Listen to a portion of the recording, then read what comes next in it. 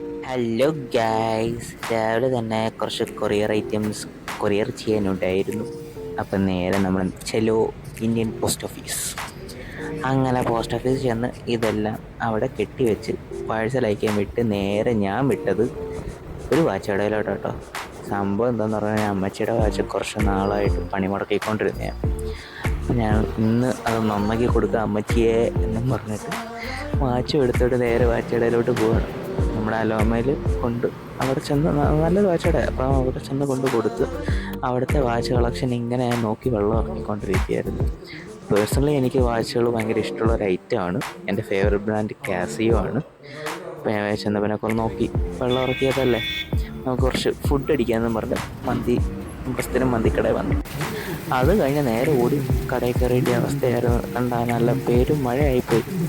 ഈ മഴ എന്ന് പറഞ്ഞാൽ ഒരു അന്യായ മഴയായിരുന്നു കേട്ടോ.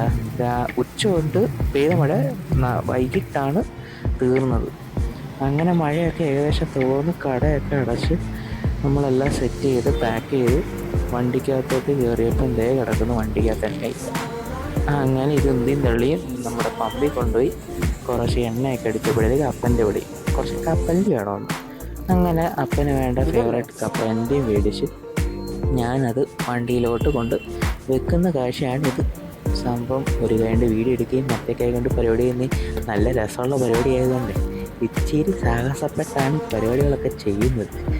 അങ്ങനെ ഇതൊക്കെ അടച്ച് മഴ എപ്പോഴും ഉണ്ട് കേട്ടോ. അത്യാവശ്യം നല്ല ചാറ്റൽ മഴയൊക്കെ ഉണ്ടായിരുന്നു.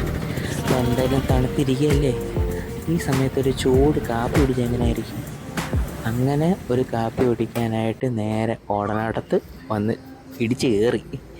അങ്ങനെ കാപ്പി കഫേ ചെന്ന് നല്ല അടിപൊളി ചൂട് കാപ്പിയും കുടിച്ച് നേരെ ഇനി വീട്ടിലോട്ട്. അപ്പോൾ ഇത്രയേ ഉള്ളൂ കേട്ടോ.